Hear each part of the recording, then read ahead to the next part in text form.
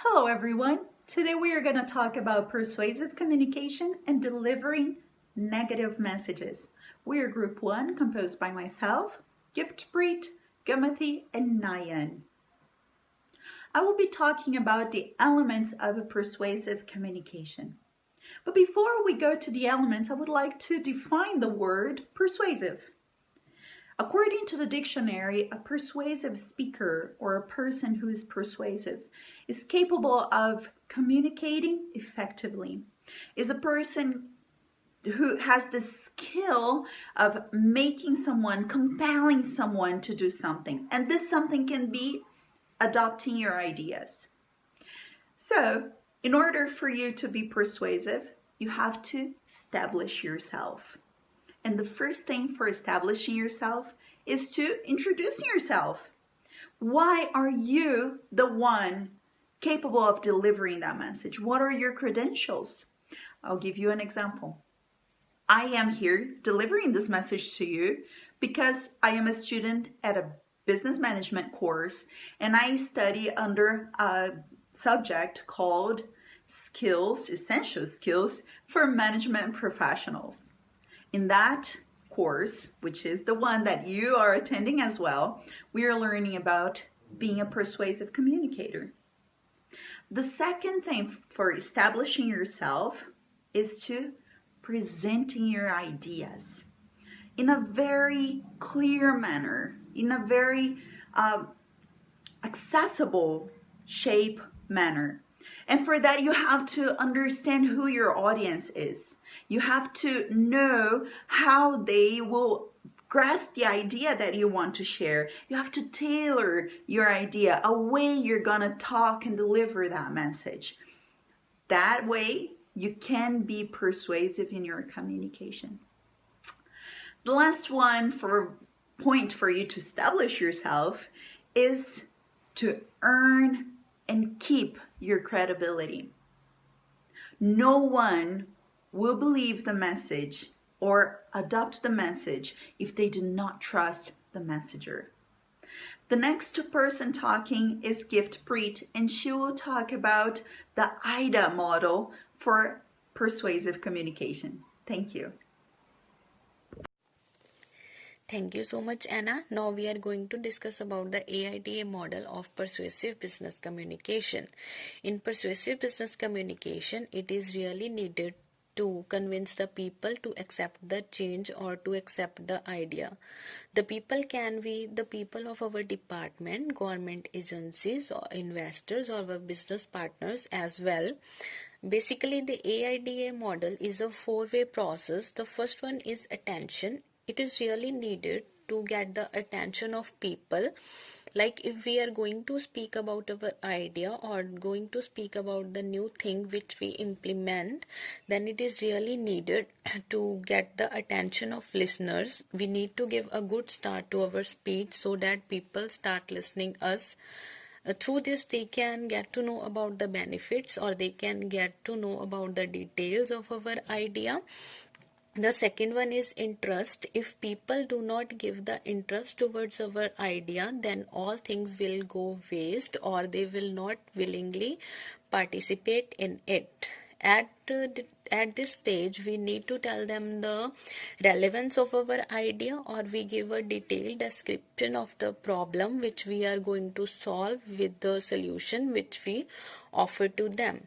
The third one is desire. At this stage, we discuss about the benefits of the idea to the people. How it is beneficial for them. It can be personally or it can be professionally. We are also ready for the answers of the questions of people so that there is no resistance in their mind or they willingly participate in the idea. The last one is action. At this stage, we are together to do the thing what we expect to do. At that stage, we also suggest them what we expect from them to do. We also offer them help if they need it, and we also give them proper information about the thing, like how it is going and about the deadline. Now I am going to hand over to Gomati to discuss further. Thank you so much. Thank you, Gifpreet. Now I'm going to talk about approaches to efficiently convey negative messages. Conveying negative messages have 5 goals. The first one is to communicate the bad news. The second one is to gain acceptance for the bad news.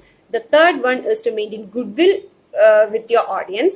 The fourth one is to maintain good image for your organization. And the last one is to reduce the need for future communication on the matter. These 5 goals need to be achieved in one message. So careful planning and execution and writing suitable platform is necessary in negative communication. Then there are 2 types of approaches in negative communication. The first one is direct approach. In direct approach, the messages will start with bad news and it leads to reason or decision according to the situation, and it ends with a positive statement along with maintaining good relationship with the audience. The second one is indirect approach. In indirect approach, it helps the audience to prepare for bad news by delivering the reason first. That means the message starts with a buffer, a neutral and a non-controversial statement, which is very common. And this buffer is a stepping stone towards the next portion of conveying the message along with explanation and information, and it leads to negative information. One of the demerit of this is that if the communication is not done properly, it may lead to disrespectful and even unethical manner. But if the communication is done very well and clear manner, it will be a good example for